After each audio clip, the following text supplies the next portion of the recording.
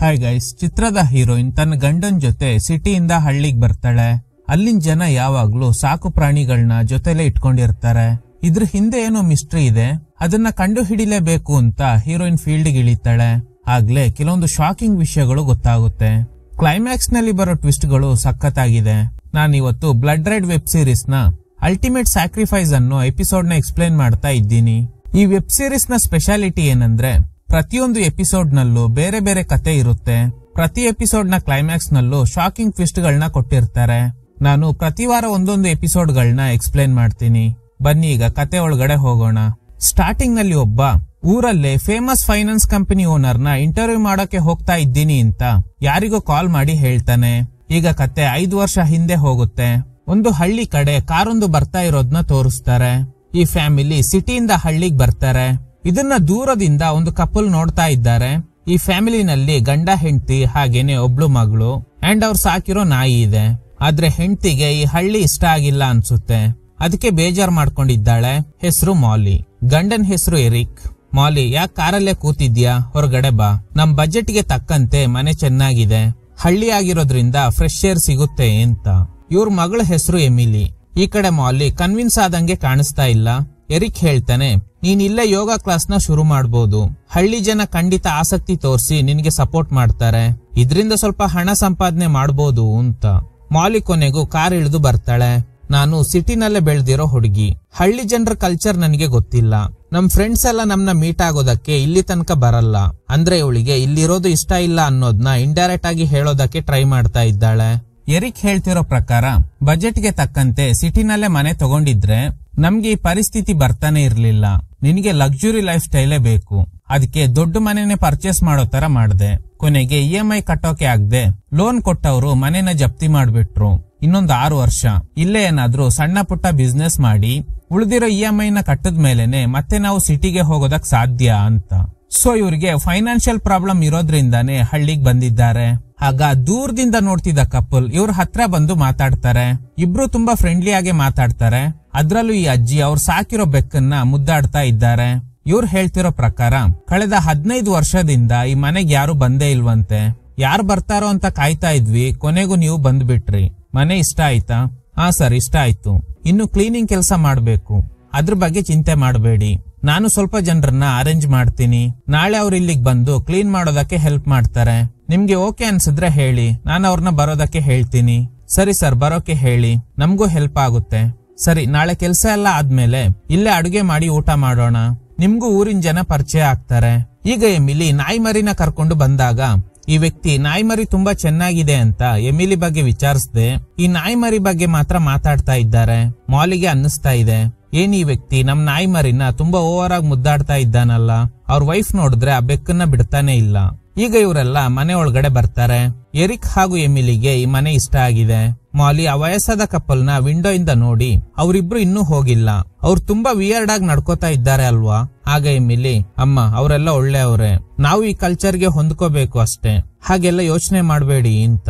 ಇಲ್ಲ, ಅವ್ರು ನಮ್ ಜೊತೆಲಿ ವಾಂಟೆಡ್ ಆಗಿ ಫ್ರೆಂಡ್ಶಿಪ್ ಮಾಡ್ಕೋಬೇಕು ಅಂತ ಟ್ರೈ ಮಾಡ್ತಾ ಇದ್ದಾರೆ. ನಾವು ಬಂದು 5 ನಿಮಿಷನೂ ಆಗಿಲ್ಲ, ಅಷ್ಟ್ರಲ್ಲೇ ಅವರೆಲ್ಲ ಎಷ್ಟು ಕ್ಲೋಸ್ ಆಗಿ ಮಾತಾಡ್ತಾ ಇದ್ರು ನೋಡ್ದ. ಆಗ ಎರಿಕ್, ಮಾಲಿ, ಇದು ಹಳ್ಳಿ, ಸಿಟಿ ಜನರ ತರ ಇರಲ್ಲ.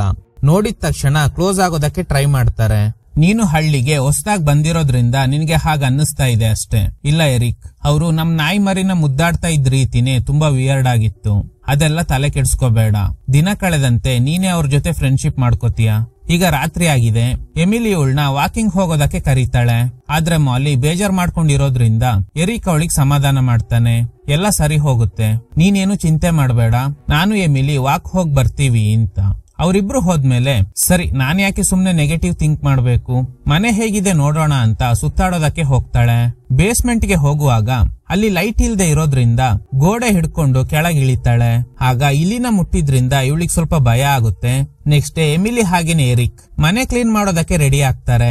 ಆಗ ಊರಿನ ಜನ ಇವ್ರಿಗೆ ಹೆಲ್ಪ್ ಮಾಡೋದಕ್ಕೆ ಬರ್ತಾರೆ. ಪ್ರತಿಯೊಬ್ರು ಸಾಕು ಪ್ರಾಣಿಗಳನ್ನ ಜೊತೆಲೆ ಎತ್ಕೊಂಡು ಬರ್ತಾರೆ. ಇದನ್ನ ನೋಡಿ ಮಾಲಿ ಸೇರಿದಂತೆ ಎಲ್ರಿಗೂ ಆಶ್ಚರ್ಯ ಆಗುತ್ತೆ. ಈ ತಾತ ಇವರಿಗೆಲ್ಲ ಯಾವ ರೀತಿ ಕೆಲಸ ಮಾಡ್ಬೇಕು ಅಂತ ಇನ್ಸ್ಟ್ರಕ್ಷನ್ ಕೊಡ್ತಾರೆ. ಬಂದವರು ಪ್ರಾಣಿಗಳನ್ನ ಒಂದು ಕಡೆ ಕಟ್ಟಾಕಿ ಕೆಲಸ ಶುರು ಮಾಡ್ತಾರೆ. ಮಾಲಿ ಮಾತ್ರ ಆರಾಮಾಗಿ ಕಾಫಿ ಕುಡಿತಾ ಇದ್ದಾಳೆ. ಕೊನೆಗೂ ಕ್ಲೀನಿಂಗ್ ಕೆಲಸ ಎಲ್ಲ ಕಂಪ್ಲೀಟ್ ಆಗಿದೆ. ಎರಿಕ್ ಫ್ಯಾಮಿಲಿ ಸಾಕಿದ್ದ ನಾಯಿಗೂ ಒಂದು ಸಣ್ಣ ಗೂಡು ಕಟ್ಕೊಡ್ತಾರೆ. ಈಗ ಎಲ್ರು ಲಂಚ್ ಮಾಡ್ತಾ ಇದ್ದಾರೆ. ಎಲ್ರ ಹತ್ರನೂ ಡಿಫ್ರೆಂಟ್ ಆಗಿರೋ ಪ್ರಾಣಿಗಳಿದೆ. ಕುದುರೆ, ನಾಯಿ, ಹಂದಿ, ಹೀಗೆ ಒಬ್ಬೊಬ್ರು ಒಂದೊಂದು ಪ್ರಾಣಿಗಳನ್ನ ಸಾಕಿದ್ದಾರೆ. ತಿನ್ನುವಾಗ್ಲೂ ಪ್ರಾಣಿಗಳನ್ನ ಮಾತ್ರ ಜೊತೆಲೆ ಇಟ್ಕೊಂಡಿದ್ದಾರೆ. ಇದನ್ನೆಲ್ಲ ನೋಡಿ ಮಾಲಿಗೆ ಡೌಟ್ ಜಾಸ್ತಿ ಆಗುತ್ತೆ. ಮಾಲಿ ಒಂಟಿಯಾಗಿರೋದ್ ನೋಡಿ ಇಬ್ರು ಲೇಡೀಸ್ ಬಂದು ಮಾತಾಡ್ತಾರೆ. ಯಾರು ಬೇಜಾರ್ ಮಾಡ್ಕೋಬೇಡಿ, ನಾನು ಎರಿಕ್ ತರ ಎಲ್ರ ಜೊತೆನೂ ಅಷ್ಟಾಗಿ ಮಿಂಗಲ್ ಆಗಲ್ಲ ಅಂತ. ಪರವಾಗಿಲ್ಲ ಬಿಡು, ಸಿಟಿಲ್ ಬೆಳ್ದಿರೋ ಹುಡುಗಿ ನಮ್ ಕಲ್ಚರ್ ಅರ್ಥ ಮಾಡ್ಕೊಳ್ಳೋದಕ್ಕೆ ಸ್ವಲ್ಪ ಟೈಮ್ ಆಗುತ್ತೆ. ನಿನ್ಗೆ ಏನೇ ಡೌಟ್ ಇದ್ರೂನು ನಮ್ ಹತ್ರ ಕೇಳು, ಸಂಕೋಚ ಪಡ್ಕೋಬೇಡ. ನಿಮ್ಮೆಲ್ರಿಗೂ ಸಾಕು ಪ್ರಾಣಿಗಳಂದ್ರೆ ತುಂಬಾ ಇಷ್ಟನಾ? ಈ ಗ್ರಾಮದಲ್ಲಿ ಸಾಕು ಪ್ರಾಣಿಗಳು ತುಂಬಾನೇ ಇದೆಯಲ್ಲ, ಏನ್ ಕಾರಣ? ಆಗ ಈ ಆಂಟಿ, ಹಳ್ಳಿ ಅಂದ್ರೆ ಹೀಗೇನೆ ಇರುತ್ತೆ, ಈ ಪ್ರಾಣಿಗಳಿಂದ ಯಾವಾಗ ನಮ್ಗೆ ಹೆಲ್ಪ್ ಆಗುತ್ತೆ ಅಂತ ಹೇಳೋದಕ್ಕಾಗಲ್ಲ ಅಂತ. ಇವಳಿಗೆ ಏನು ಅರ್ಥ ಆಗದೆ ಹೋದ್ರೂನು ಅರ್ಥ ಆದಂಗೆ ಡ್ರಾಮಾ ಮಾಡ್ತಾಳೆ. ಕಟ್ ಮಾಡಿದ್ರೆ ರಾತ್ರಿ ಆಗಿದೆ. ಎರಿಕ್ ಮಾಲಿ ಜೊತೆ, ಈ ಊರಿನ ಜನ ಬೇಗ ಕ್ಲೋಸ್ ಆಗ್ಬಿಟ್ರು ಅಲ್ವಾ, ಅದೇ ನನಗೂ ಮಿಸ್ ಹೊಡಿತಾ ಇದೆ. ಅಷ್ಟು ಜನ ಕೆಲಸ ಕಾರ್ಯ ಬಿಟ್ಟು ನಮ್ಗೆ ಹೆಲ್ಪ್ ಮಾಡೋದಕ್ಕೆ ಬಂದಿದ್ರು. ಸೊ ಇವಳಿಗೆ ಈ ಹಳ್ಳಿ ಜನರ ಮೇಲೆ ಇನ್ನೂ ಡೌಟ್ ಕಡಿಮೆ ಆಗಿಲ್ಲ. ಇವರೆಲ್ಲ ಸಿಟಿ ಜನರ ತರ ಯಾವಾಗ್ಲೂ ಬ್ಯುಸಿಯಾಗಿರಲ್ಲ. ಅವ್ರಿಗಿಷ್ಟ ಬಂದಾಗ ಕೆಲಸ ಮಾಡ್ತಾರೆ, ಬಾಕಿ ಟೈಮಲ್ಲಿ ಆರಾಮಾಗಿರ್ತಾರೆ. ಅದಿರ್ಲಿ, ಬಂದವರೆಲ್ಲ ನಗ್ತಾನೆ ಇದ್ರು, ಒಬ್ರು ಕೂಡ ಬೇಜಾರ್ ಮಾಡ್ಕೊಂಡಿರ್ಲಿಲ್ಲ. ಅದ್ರ ಬಗ್ಗೆ ಏನ್ ಹೇಳ್ತೀರಾ? ಆಗ ಎರಿಕ್, ನಗೋದು ಅಪರಾಧನ? ಅವರೆಲ್ಲ ಕೋಪ ಮಾಡ್ಕೊಂಡಿದ್ದಿದ್ರೆ ಚಿಂತೆ ಮಾಡೋದ್ರಲ್ಲಿ ಅರ್ಥ ಇದೆ. ಅವ್ರು ಖುಷಿಯಾಗಿನೇ ಇದ್ರಲ್ವಾ, ಬಿಡು, ಸುಮ್ನೆ ಯಾಕೆ ಟೆನ್ಷನ್ ಮಾಡ್ಕೋತೀಯ? ಆದ್ರೆ ಮಾಲಿಯ ವಿಷಯನ ಬಿಡ್ತಾನೆ ಇಲ್ಲ. ಈ ಊರಿನ ಜನ ಸಾಕು ಪ್ರಾಣಿಗಳನ್ನ ಅವ್ರ ಫ್ಯಾಮಿಲಿ ಮೆಂಬರ್ಸ್ ತರಾನೇ ಟ್ರೀಟ್ ಮಾಡ್ತಾರೆ. ಅಷ್ಟೇ ಅಲ್ಲದೆ ಇಬ್ರು ಲೇಡೀಸ್ ಏನ್ ಹೇಳಿದ್ರು ಗೊತ್ತಾ, ಈ ಸಾಕು ಪ್ರಾಣಿಗಳೆಲ್ಲ ನಮ್ಗೆ ಯಾವಾಗ ಉಪಯೋಗಕ್ಕೆ ಬರುತ್ತೆ ಅಂತ ಹೇಳೋದಕ್ಕಾಗಲ್ಲ ಅಂದ್ರು. ನೋಡು, ನಿನ್ಗೆ ಈ ಊರ್ ಇಷ್ಟ ಆಗಿಲ್ಲ ಅನ್ನೋದು ನನಗ್ ಗೊತ್ತು. ನಮ್ಗೆ ಬೇರೆ ದಾರಿ ಇಲ್ಲ, ಕೆಲವು ವರ್ಷ ಇಲ್ಲೇ ಇರ್ಬೇಕು, ಆಮೇಲೆ ಸಿಟಿಗೆ ಹೋಗೋಣ. ಅಲ್ಲಿ ತನಕ ಸ್ವಲ್ಪ ಅಡ್ಜಸ್ಟ್ ಮಾಡ್ಕೊ. ನೆಕ್ಸ್ಟ್ ಮಾರ್ನಿಂಗ್ ಮಾಲಿ ಜಾಗಿಂಗ್ ಮಾಡ್ತಾ ಇರುವಾಗ ಇಬ್ರು ಲೇಡೀಸ್ ಕಾಡೊಳಗಡೆ ಹೋಗ್ತಿರೋದ್ನ ನೋಡಿ ಫಾಲೋ ಮಾಡ್ತಾಳೆ. ಅವ್ರಿಬ್ರು ಮಾತಾಡ್ತಾ ಇರೋದ್ನ ಕೇಳಿಸ್ಕೊತಾಳೆ. ಏನ್ ಮಾತಾಡ್ತಾ ಇದ್ದಾರಂದ್ರೆ, ಇಬ್ರು ತುಂಬಾ ದಿನಗಳಿಂದ ಕಾಯ್ತಾ ಇದ್ದೀವಿ, ಇವತ್ತು ಆ ಕಾರ್ಯ ಸರಿಯಾದ ರೀತಿಯಲ್ಲಿ ನಡಿಬೇಕು ಅಂತ. ಮಾಲಿ ನಿರಂತರವಾಗಿ ಫಾಲೋ ಮಾಡ್ಕೊಂಡು ಹೋಗಿ ನೋಡ್ತಾ ಇದ್ದಾಳೆ. ಆ ಇಬ್ರು ಲೇಡೀಸ್ ಒಂದು ಹಳೆ ಕಲ್ಲಿನ ಮೇಲೆ ಅವ್ರು ಸಾಕಿದ್ದ ಬೆಕ್ಕನ್ನ ಇಟ್ಟು ಬಲಿ ಕೊಡ್ತಾರೆ. ಇದನ್ ನೋಡಿ ಗಾಬರಿಯಾಗಿದ್ದ ಮಾಲಿ ಹೆದ್ರಿ ಓಡೋಕೆ ಟ್ರೈ ಮಾಡ್ತಾಳೆ. ಅಷ್ಟ್ರಲ್ಲಿ ಇವ್ರಿಬ್ರು ಶಬ್ದ ಕೇಳಿ ತಿರುಗ್ ನೋಡ್ತಾರೆ. ಇದ್ರಿಂದ ಇವಳಿಗೆ ಮತ್ತಷ್ಟು ಗಾಬರಿ ಆಗುತ್ತೆ. ಹೋ, ನೀನಿರೋದ್ನ ನಾವಿಬ್ರು ನೋಡಿರ್ಲಿಲ್ಲ, ಇಬ್ರು ಏನ್ ಮಾಡ್ತಾ ಇದ್ದೀರಾ? ಅವಳಿಗೆ ಇದ್ರ ಬಗ್ಗೆ ಹೇಳೋದ್ ಬೇಡ ಅಂತ ಇಬ್ರು ಡಿಸ್ಕಸ್ ಮಾಡ್ತಾರೆ. ಆಗ ಒಬ್ಳು, ಅವಳು ಇದೇ ಊರಲ್ಲೇ ಇರ್ತಾಳೆ, ಹೇಳೋದ್ರಲ್ಲಿ ಏನ್ ತಪ್ಪು ಅಂತ. ಈಗ ಮನೆ ಕರ್ಕೊಂಡೋಗಿ ಅವರಿಬ್ರು ಮಾಲಿಗೆ ಕೆಲವೊಂದು ವಿಷಯನ ಹೇಳ್ತಾರೆ. ನಾವು ಈಗ ನಿನ್ಗೆ ಹೇಳೋ ರಹಸ್ಯನ ಯಾರಿಗೂ ಹೇಳ್ಬಾರ್ದು, ಪ್ರಾಮಿಸ್ ಮಾಡು. ಪ್ರಾಮಿಸ್ ಹೇಳಲ್ಲ, ಅದೇನ್ ಹೇಳಿ? ಈ ಗ್ರಾಮ ವೈಕಿಂಗ್ಸ್ ಕಾಲದಿಂದನೂ ಅಸ್ತಿತ್ವದಲ್ಲಿದೆ. ನೀನು ನೋಡಿದ್ದ ಕಲ್ಲಿದೆಯಲ್ಲ, ಆಗಿನ ಕಾಲದಲ್ಲಿ ಬಲಿ ಕೊಡೋದಕ್ಕೆ ವೈಕಿಂಗ್ಸ್ ಇದೇ ಕಲ್ಲನ್ನ ಯೂಸ್ ಮಾಡ್ತಾ ಇದ್ರು. ಅದು ಪುರಾತನ ಬಲಿಪೀಠ. ಅದ್ರಲ್ಲೇ ವೈಕಿಂಗ್ಸ್ ಪ್ರಾಣಿಗಳನ್ನ ಬಲಿ ಕೊಡ್ತಾ ಇದ್ರು. ಅಷ್ಟೇ ಅಲ್ಲ, ಅದೃಷ್ಟ ಒಲ್ದು ಬರ್ಲಿ ಅಂತ ಮನುಷ್ಯರನ್ನ ಕೂಡ ಬಲಿ ಕೊಡ್ತಾ ಇದ್ರಂತೆ. 4 ವರ್ಷದ ಹಿಂದೆ ಇದೇ ಊರಲ್ಲಿದ್ದ ಒಬ್ಬ ವ್ಯಕ್ತಿ ಕ್ಯಾನ್ಸರ್ ಬಂದಿದ್ದ ನಾಯಿನ ಕಲ್ಲಿನ ಮೇಲೆ ಇಟ್ಟು ಬಲಿ ಕೊಟ್ಬಿಟ್ಟ. ನೆಕ್ಸ್ಟ್ ಡೇನೆ ಲಾಟ್ರಿನಲ್ಲಿ ಅವನಿಗೆ 21 ಲಕ್ಷ ಬಹುಮಾನ ಸಿಕ್ತು. ಆಮೇಲೆನೆ ನಮ್ಗೆ ಆ ಬಲಿಪೀಠದಲ್ಲಿರೋ ಶಕ್ತಿ ಬಗ್ಗೆ ಗೊತ್ತಾಯ್ತು. ಅಂದಿನಿಂದ ನಾವೆಲ್ಲ ಯಾವಾಗೆಲ್ಲ ನಮ್ಗೆ ದುಡ್ಡಿನ ಅವಶ್ಯಕತೆ ಇರುತ್ತೋ ಆಗ ನಾವು ಸಾಕಿರೋ ಪ್ರಾಣಿಗಳನ್ನ ಅಲ್ಲಿ ಬಲಿ ಕೊಡ್ತೀವಿ. ಮಿತಿಮೀರಿ ಆಚರಣೆ ಮಾಡ್ಬಿಟ್ರೆ ಹೊರಗಿನ ಜನಕ್ಕೆ ನಮ್ಮ ಮೇಲೆ ಡೌಟ್ ಬರೋ ಸಾಧ್ಯತೆ ಇದೆ. ಅದಕ್ಕೆ ಅವಶ್ಯಕತೆ ಇದ್ದಾಗ ಮಾತ್ರ ಬಲಿ ಕೊಡ್ತೀವಿ.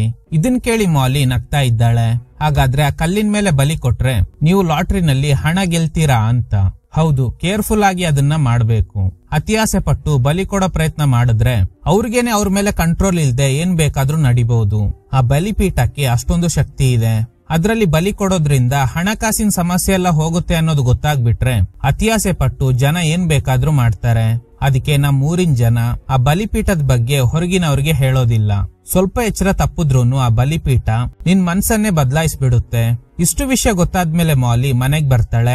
ಮನೇಲಿ ಎರಿಕ್ ಹಾಗೂ ಎಮಿಲಿ ಕಾಣಿಸ್ತಾ ಇಲ್ಲ. ಇಬ್ರು ಹೊರಗಡೆ ಶಾಪಿಂಗ್ ಗೆ ಹೋಗಿರೋದಾಗಿ ಒಂದು ಚೀಟಿ ಬರ್ದಿಟ್ಟು ಹೋಗಿರ್ತಾರೆ. ಹಾಗೇನೆ ಇಲಿ ಹಿಡಿಯೋ ಟ್ರ್ಯಾಪ್ ನೋಡಿ ಇವಳಿಗೇನೋ ಸ್ಟ್ರೈಕ್ ಆಗುತ್ತೆ.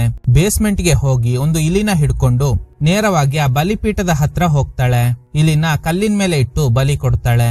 ಮೈಯೆಲ್ಲ ರಕ್ತ ಚಿಮ್ಮಿದೆ. ನೇರವಾಗಿ ಸೂಪರ್ ಮಾರ್ಕೆಟ್ ಗೆ ಹೋಗಿ ಲಕ್ಕಿ ಸ್ಕ್ರಾಚ್ ಕಾರ್ಡ್ ನ ಕೇಳ್ತಾಳೆ. ಶಾಪ್ ನಲ್ಲಿದ್ದ ಲೇಡಿಗೆ ಗಾಬರಿ ಆಗುತ್ತೆ. ಅವಳ ರಿಯಾಕ್ಷನ್ ನೋಡಿ ನನಗೆ ಆ ಬಲಿಪೀಠದ ಬಗ್ಗೆ ಗೊತ್ತು, ಹಾಗಾದ್ರೆ ನೀವು ಅಂತ ಅವಳು ಏನೋ ಹೇಳೋದಕ್ಕೆ ಟ್ರೈ ಮಾಡ್ತಾಳೆ. ಆಗ ಮಾಲಿ, ನಾನು ಕೇರ್ಫುಲ್ ಆಗಿ ಇರ್ಬೇಕು ಅಷ್ಟೇ ತಾನೆ, ಅದೆಲ್ಲ ನನ್ಗೆ ಗೊತ್ತು, ನೀವು ಫಸ್ಟ್ ಆ ಸ್ಕ್ರಾಚ್ ಕಾರ್ಡ್ ಕೊಡಿ ಅಂತ. ಇವಳು ಎಕ್ಸೈಟ್ ಆಗಿರೋದ್ ನೋಡಿ ಆ ಶಾಪ್ ನಲ್ಲಿ ಇದ್ದವಳಿಗೆ ಇದು ಸರಿ ಅಂತ ಅನ್ನಿಸ್ತಾ ಇಲ್ಲ. ಮಾಲಿ ಕಾರ್ಡ್ ಇಸ್ಕೊಂಡು ಉಜ್ತಾ ಇದ್ದಾಳೆ. ಕೋಟಿಗಟ್ಲೆ ಹಣ ಸಿಗುತ್ತೆ ಅನ್ನೋ ಆಸೆಲಿ ಕಾರ್ಡ್ ಕಿತ್ತೋಗೋವರೆಗೂ ಉಜ್ತಾಳೆ. ಇಷ್ಟೊತ್ತು ಎಕ್ಸೈಟ್ ಆಗಿದ್ದವಳು ಈಗ ಸ್ವಲ್ಪ ಬೇಜಾರಾಗಿದ್ದಾಳೆ. ಆ ಕಾರ್ಡ್ ತಗೊಂಡು ನೇರವಾಗಿ ಆ ಇಬ್ರು ಲೇಡೀಸ್ ನ ಮೀಟ್ ಆಗ್ತಾಳೆ. ಏನೋ ಅದೃಷ್ಟ ಬಂದು ತುಂಬಾ ಹಣ ಸಿಗುತ್ತೆ ಅಂದ್ರೆ ಅಲ್ವಾ, ಆದ್ರೆ ನನಗೆ ಸ್ಕ್ರಾಚ್ ಕಾರ್ಡ್ ನಲ್ಲಿ ಕೇವಲ 50 ರೂಪಾಯಿ ಸಿಕ್ತು ಅಂತ. 50 ರೂಪಾಯಿಗೋಸ್ಕರ ಒಂದು ಪ್ರಾಣಿನ ಬಲಿ ಕೊಟ್ಬಿಟ್ಟೆ. ಅಂದ ಹಾಗೆ ಯಾವ ಪ್ರಾಣಿನ ಬಲಿ ಕೊಟ್ಟೆ? ನಮ್ ಬೇಸ್ಮೆಂಟ್ ಅಲ್ಲಿ ಇದ್ದ ಇಲಿನ ಬಲಿ ಕೊಟ್ಟೆ. ಯಾಕೆ? ಇಲಿನ ಬಲಿ ಕೊಟ್ರೆ ಅದೃಷ್ಟ ಒಲಿಯಲ್ವಾ? ಖಂಡಿತ ಒಲಿಯುತ್ತೆ. ನೀನ್ ಏನನ್ನ ಬಲಿ ಕೊಟ್ಟಿದ್ಯೋ ಅದಕ್ಕೆ ತಕ್ಕಂತೆ ಪ್ರತಿಫಲ ಸಿಗುತ್ತೆ. ಇಲಿ ಮೇಲೆ ನಿನಗೆ ಪ್ರೀತಿ ಇದೆಯಾ? ಖಂಡಿತ ಇರಲ್ಲ. ಅದನ್ನ ತಗೊಂಡೋಗಿ ಬಲಿ ಕೊಟ್ರೆ ಅದಕ್ಕೆ ತಕ್ಕಂತೆ ರಿವಾರ್ಡ್ ಸಿಕ್ಕಿದೆ ಅಷ್ಟೇ. ಅದಕ್ಕೇನೆ ನಿನ್ಗೆ 50 ರೂಪಾಯಿ ಸಿಕ್ಕಿದೆ. ನಾವು ಬಲಿ ಕೊಡೋ ಪ್ರಾಣಿ ಮೇಲೆ ನಮ್ಗೆ ಪ್ರೀತಿ ಇರಬೇಕು. ಈಗೆಲ್ಲ ನಾವು ಪ್ರಾಣಿಗಳನ್ನ ಸಾಕ್ತಾ ಇರೋದೇ ಅವಶ್ಯಕತೆ ಇದ್ದಾಗ ಕಲ್ಲಿನ ಮೇಲೆ ಬಲಿ ಕೊಡೋದಕ್ಕೆ. ಮಾಲಿ ಕೋಪ ಮಾಡ್ಕೊಂಡು ಮನೆಗ್ ಬರ್ತಾಳೆ. ಅಲ್ಲಿ ಅಪ್ಪ ಮಗಳು ಥಿಂಗ್ಸ್ ಎಲ್ಲ ಗಾಡಿಯಿಂದ ಇಳಿಸ್ತಾ ಇದ್ದಾರೆ. ಅವ್ರಿಬ್ರು ಬ್ಯುಸಿ ಇರೋದ್ ನೋಡಿ ಮಾಲಿ ಅವ್ರು ಸಾಕಿದ್ದ ನಾಯಿನ ಕರ್ಕೊಂಡು ವಾಕಿಂಗ್ ಬರ್ತಾಳೆ. ನೇರವಾಗಿ ಆ ಬಲಿಪೀಠದ ಹತ್ರ ನಾಯಿನ ಮಲಗಿಸಿ ಮನಸ್ಸನ್ನ ಕಲ್ ಮಾಡ್ಕೊಂಡು ಬಲಿ ಕೊಡ್ತಾಳೆ. ನನ್ನ ಕ್ಷಮಿಸ್ಬಿಡು, ನನಗೆ ಬೇರೆ ದಾರಿ ಇಲ್ಲ ಅಂತ. ಮೈ ಮೇಲೆ ಚಿಮ್ಮಿದ್ದ ರಕ್ತನ ಕ್ಲೀನ್ ಮಾಡಿ ಮತ್ತೆ ಅದೇ ಸೂಪರ್ ಮಾರ್ಕೆಟ್ಗೆ ಸ್ಕ್ರಾಚ್ ಕಾರ್ಡ್ ನ ಪರ್ಚೇಸ್ ಮಾಡೋದಕ್ಕೆ ಹೋಗ್ತಾಳೆ. ಅಲ್ಲೊಂದು ಆಡ್ ಇದೆ, 65 ಲಕ್ಷ ಪ್ರೈಸ್ ಮನಿ ಇರೋ ಲಾಟ್ರಿ ಟಿಕೆಟ್ ಮಾರಾಟ ಆಗ್ತಿದೆ ಅಂತ. ಅದನ್ನ ಪರ್ಚೇಸ್ ಮಾಡೋಕೆ ಕೊನೆ ದಿನಾಂಕ ಯಾವ್ದು ಅಂತ ಕೇಳಿದಾಗ ಶಾಪ್ನವರು ಇನ್ನು 4 ಮಿನಿಟ್ ಇದೆ ಅಷ್ಟೇ, ಅಷ್ಟ್ರೊಳಗಡೆ ಈ ಲಾಟ್ರಿ ಟಿಕೆಟ್ ಮಾರಾಟ ಸ್ಟಾಪ್ ಆಗಿ ರಿಸಲ್ಟ್ ಕೂಡ ಅನೌನ್ಸ್ ಆಗುತ್ತೆ ಅಂತ. ಸರಿ ಓಕೆ, ನನ್ಗೂ ಅದೇ ಲಾಟ್ರಿ ಟಿಕೆಟ್ ನ ಕೊಡಿ. ಕಟ್ ಮಾಡಿದ್ರೆ ಮಾಲಿ ಮನೇಲಿದ್ದಾಳೆ. ನಾಯಿ ಕಾಣಿಸ್ತಾ ಇಲ್ಲ ಅಂತ ಗಂಡ ಹಾಗೇನೆ ಮಗಳು ಹುಡುಕ್ತಾ ಇದ್ದಾರೆ. ಹೊಸ ಜಾಗ ಬೇರೆ, ಎಲ್ಲೋಗಿರ್ಬೋದು ಅಂತ ಎಮಿಲಿ ಗಾಬರಿ ಆಗಿದ್ದಾಳೆ. ಎರಿಕ್ ಹೇಳ್ತಾನೆ, ಗಾಬರಿ ಆಗ್ಬೇಡ, ಎಲ್ಲಾದ್ರೂ ಹೋಗಿದ್ರೆ ಖಂಡಿತ ವಾಪಸ್ ಬರುತ್ತೆ ಅಂತ. ಆದ್ರೆ ಎಮಿಲಿ ಇವ್ರ ಮಾತನ್ನ ಕೇಳ್ದೆ ಇರೋದ್ರಿಂದ 3 ಜನ ಒಂದ್ಸಲ ಹುಡ್ಕೋಣ ಅಂತ ಮಾಲಿನ ಕರೀತಾರೆ. ನನ್ಗೆ ಏನೋ ಒಂಥರ ಫೀಲ್ ಆಗ್ತಿದೆ, ನಾನ್ ಬರಲ್ಲ, ನೀವಿಬ್ರು ಹೋಗಿ. ಡಾಕ್ಟರ್ನ ಕನ್ಸಲ್ಟ್ ಮಾಡೋದಾ? ಅದೆಲ್ಲ ಏನು ಬೇಡ, ನೀವಿಬ್ರು ಹೋಗಿ. ಅವರಿಬ್ರು ಹೋದ್ಮೇಲೆ ಟಿವಿ ಆನ್ ಮಾಡಿ ಲಾಟ್ರಿನಲ್ಲಿ ಯಾರು ವಿನ್ ಆಗಿದ್ದಾರೆ ಅಂತ ನೋಡ್ತಾಳೆ. ಇನ್ನೇನು ವಿನ್ನರ್ ಯಾರು ಅಂತ ಗೊತ್ತಾಗೋ ಕ್ಷಣ ಇವಳು ಲಾಟ್ರಿ ಟಿಕೆಟ್ ಹಿಡ್ಕೊಂಡು ಕಾಯ್ತಾ ಇದ್ದಾಳೆ. ಟಿವಿನಲ್ಲಿ ಒಂದೊಂದು ನಂಬರ್ ರಿವೀಲ್ ಆಗ್ತಿದ್ದಂಗೆ ಇವಳಿಗೆ ಎಕ್ಸೈಟ್ಮೆಂಟ್ ತಡ್ಕೊಳ್ಳೋದಕ್ಕೆ ಆಗ್ತಾನೆ ಇಲ್ಲ. ಅಲ್ಲಿ ಹೇಳ್ತಿರೋ ನಂಬರ್ಗಳು ಇವಳ ಹತ್ರ ಇರೋ ಟಿಕೆಟ್ ನಂಬರ್ಗೆ ಮ್ಯಾಚ್ ಆಗ್ತಾ ಇದೆ. ಆದ್ರೆ ಲಾಸ್ಟ್ 4 ನಂಬರ್ ಮಾತ್ರ ಮ್ಯಾಚ್ ಆಗಿಲ್ಲ. ಇದ್ರಿಂದ ಇವಳಿಗೆ ತುಂಬಾ ಕೋಪ ಬರುತ್ತೆ. ಅದೇ ಕೋಪದಲ್ಲಿ ಪಕ್ಕದ ಮನೆಗೆ ಹೋಗಿ ಆ ಇಬ್ರು ಲೇಡೀಸ್ಗೆ ಬಾಯಿಗೆ ಬಂದಂಗೆ ಬೈತಾಳೆ. ನಾವು ಪ್ರೀತಿಯಿಂದ ಸಾಕಿದ್ ನಾಯಿನ ನಿಮ್ ಮಾತ್ ಕೇಳಿ ಬಲಿ ಕೊಟ್ಟೆ, ಆದ್ರೆ ನನಗೆ 3000 ಮಾತ್ರ ಸಿಕ್ಕಿದೆ.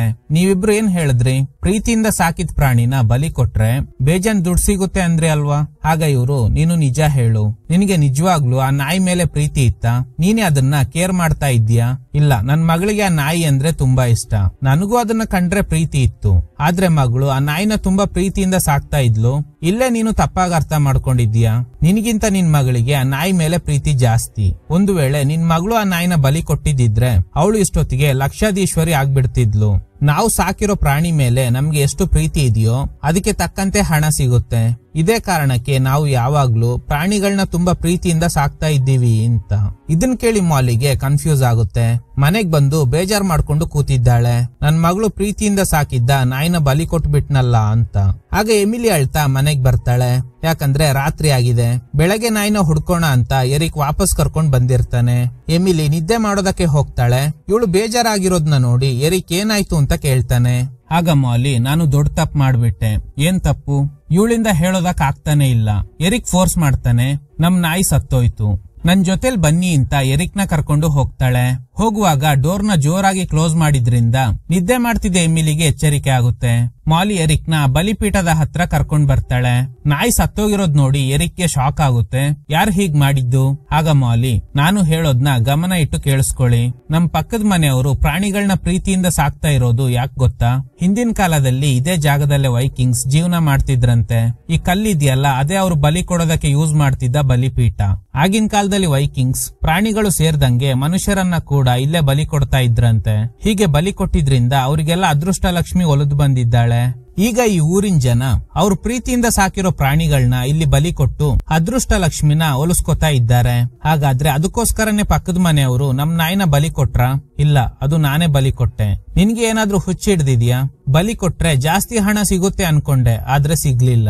ಇದೆಲ್ಲ ನಿಜಾನಾ ಅಥವಾ ಮೂಢನಂಬಿಕೆನಾ ಅಂತ 2 ಸಲ ಟ್ರೈ ಮಾಡ್ದೆ. ಪಕ್ಕಾ ವರ್ಕೌಟ್ ಆಯ್ತು. ಆದ್ರೆ ನಾನು ಅನ್ಕೊಂಡಿದ್ದಷ್ಟು ಹಣ ಸಿಗ್ಲಿಲ್ಲ. ಅದಕ್ಕೆ ಕಾರಣ ಏನು ಅಂತಾನು ಗೊತ್ತಾಗಿದೆ.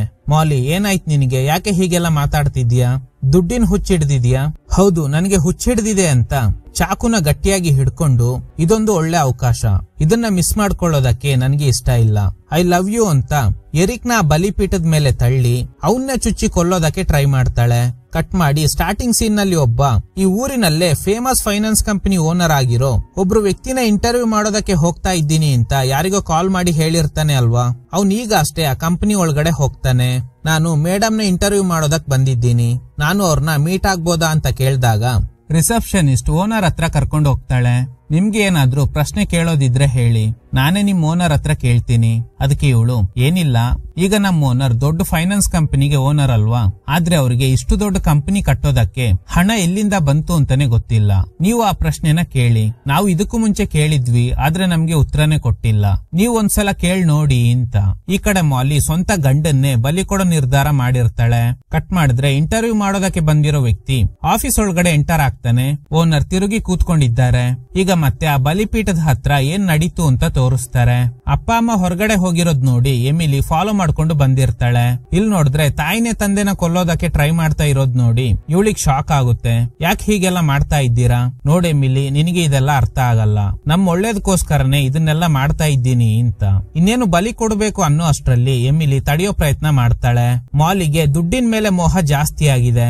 ಆಲ್ರೆಡಿ ಎಕ್ಸ್ಪೆರಿಮೆಂಟ್ ಮಾಡಿ ಹಣದ ರುಚಿ ನೋಡಿರೋದ್ರಿಂದ ಸ್ವಂತ ಮಗಳನ್ನ ಸಾಯಿಸೋ ಪ್ರಯತ್ನ ಮಾಡ್ತಾಳೆ. ಈ ಲೆವೆಲ್ಗೆ ಇವಳು ಹೋಗ್ಬಾರ್ದು ಅಂತಾನೆ ಆ ಇಬ್ರು ಲೇಡೀಸ್ ಇವಳಿಗೆ ವಾರ್ನ್ ಮಾಡಿರ್ತಾರೆ. ಅತಿಯಾಸೆ ಪಟ್ರೆ ಆ ಬಲಿಪೀಠನೆ ನಿನ್ನ ಬದಲಾಯಿಸ್ಬಿಡುತ್ತೆ ಅಂತ ಹೇಳಿರ್ತಾರೆ. ಅವ್ರು ಹೇಳಿದ್ದು ನಿಜ ಆಗಿದೆ. ದುಡ್ಡಿನ ಮೋಹಕ್ಕೆ ಬಿದ್ದು ಸ್ವಂತ ಮಗಳನ್ನೇ ಕೊಲ್ಲೋದಕ್ಕೆ ಟ್ರೈ ಮಾಡ್ತಾ ಇದ್ದಾಳೆ. ಬೇರೆ ದಾರಿ ಇಲ್ದೆ ಎಮಿಲಿ ಪಕ್ಕದಲ್ಲಿದ್ದ ಕಲ್ ತೆಗ್ದು ಇವಳು ತಲೆಗೆ ಹೊಡಿತಾಳೆ. ಇದರಿಂದ ಮಾಲಿ ಆ ಬಲಿಪೀಠದ ಮೇಲೆ ಬಿದ್ದು ಸತ್ತೋಗ್ತಾಳೆ. ಈ ಕಡೆ ಆಫೀಸ್ ನಲ್ಲಿ ಆ ಓನರ್ ನ ತೋರಿಸ್ತಾರೆ. ಆ ಓನರ್ ಬೇರೆ ಯಾರು ಅಲ್ಲ, ಅದು ಎಮಿಲಿ. ಈಗ ದೊಡ್ಡ ಫೈನಾನ್ಸ್ ಕಂಪನಿಗೆ ಓನರ್. ಅವಳ ಕೈಯಲ್ಲಿ ಒಂದು ಬೆಕ್ಕಿದೆ. ಫ್ಲಾಶ್ ಬ್ಯಾಕ್ ಗೆ ಹೋದ್ರೆ ಅನ್ಕಾನ್ಶಿಯಸ್ ಆಗಿದ್ದ ಎರಿಕ್ ಗೆ ಎಚ್ಚರಿಕೆ ಆದಾಗ ಮಾಲಿ ಸತ್ತೋಗಿರ್ತಾಳೆ.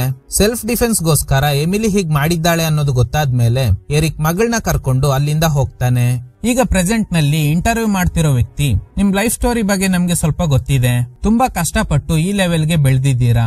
ನೀವು ಚಿಕ್ಕ ಹುಡುಗಿ ಆಗಿದ್ದಾಗ ನಿಮ್ ತಾಯಿಗೆ ಹುಚ್ಚ ಹಿಡಿದು ಎಲ್ಲೋ ಹೋಗ್ಬಿಟ್ರಂತೆ. ಅವ್ರು ಮಿಸ್ ಆದ ಒಂದೇ ವರ್ಷದಲ್ಲೇ ಟ್ರೇಸೇ ಇಲ್ದೆ ನಿಮ್ ತಂದೆ ಕೂಡ ಕಾಣೆ ಆಗ್ಬಿಟ್ರಂತೆ ಅಂತ. ಈಗ್ಲೇ ಕತೆ ನೋಡ್ತಿರೋ ನಮ್ಗೆ ಸ್ವಲ್ಪ ಶಾಕ್ ಆಗುತ್ತೆ. ಏನು ಎರಿಕ್ ಕೂಡ ಕಾಣೆ ಆಗ್ಬಿಟ್ನಾ ಅಂತ. ಗೈಸ್, ಅರ್ಥ ಆಗ್ತಿದ್ಯಾ? ಮಾಲಿ ಸತ್ತ 1 ವರ್ಷದಲ್ಲೇ ಇವಳು ತನ್ನ ತಂದೆ ಆಗಿದ್ದ ಎರಿಕ್ ನ ಅದೇ ಬಲಿಪೀಠದಲ್ಲಿ ಬಲಿ ಕೊಟ್ಟಿರ್ತಾಳೆ. ಮಾಲಿ ಹಣದಾಸೆಗೆ ಗಂಡನ್ನೇ ಬಲಿ ಕೊಡೋದಕ್ಕೆ ಹೋಗಿದ್ಲು. ಕೊನೆಗೆ ಇವಳು ಸೆಲ್ಫ್ ಡಿಫೆನ್ಸ್ ಗೆ ಕಲ್ಲಿಂದ ಹೊಡೆದಿದ್ರಿಂದ ಅವಳೇ ಬಲಿಯಾಗಿರ್ತಾಳೆ. ಆಮೇಲೆ ತಾಯಿ ಬಲಿಯಾಗಿದ್ರಿಂದ ಅಪ್ಪ ಮಗಳಿಗೆ ಲಾಟ್ರಿ ಹೊಡೆದು ಕೋಟಿಗಟ್ಲೆ ಹಣ ಸಿಕ್ಕಿದೆ.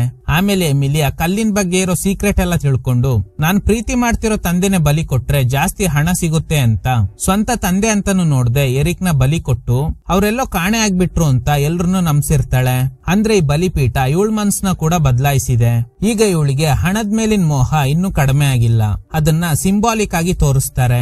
ಹೇಗಂದ್ರೆ ಅವಳ ಕೈಯಲ್ಲಿ ಒಂದು ಬೆಕ್ಕಿದೆ, ಅಂದ್ರೆ ಮುಂದೊಂದು ದಿನ ಇದನ್ನ ಕೂಡ ಅಲ್ಲಿ ಬಲಿ ಕೊಡ್ತಾಳೆ ಅಂತ ಅರ್ಥ. ಇದ್ರೊಂದಿಗೆ ಈ ಎಪಿಸೋಡ್ ಎಂಡ್ ಆಗುತ್ತೆ. Okay guys, thanks for watching. ಈ ತರದ ಥ್ರಿಲ್ಲಿಂಗ್ ವಿಡಿಯೋಗಳಿಗಾಗಿ ನಮ್ಮ ಸಿನಿಮಾ ಫ್ಯಾಕ್ಟ್ಸ್ ಚಾನೆಲ್ ನ ತಪ್ಪದೆ ಸಬ್ಸ್ಕ್ರೈಬ್ ಮಾಡಿ. ಪಕ್ಕದಲ್ಲಿರೋ ಬೆಲ್ ಐಕಾನ್ ನ ಪ್ರೆಸ್ ಮಾಡಿ ಆಲ್ ನೋಟಿಫಿಕೇಶನ್ ಗಳನ್ನ ಆನ್ ಮಾಡಿ ಇಟ್ಕೊಳ್ಳಿ.